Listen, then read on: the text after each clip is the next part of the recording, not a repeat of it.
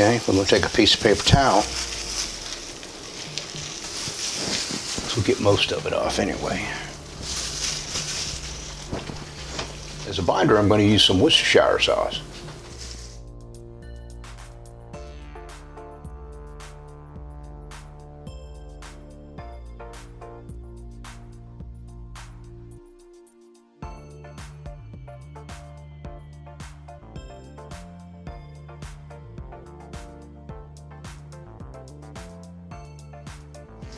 Got my protein drink out here.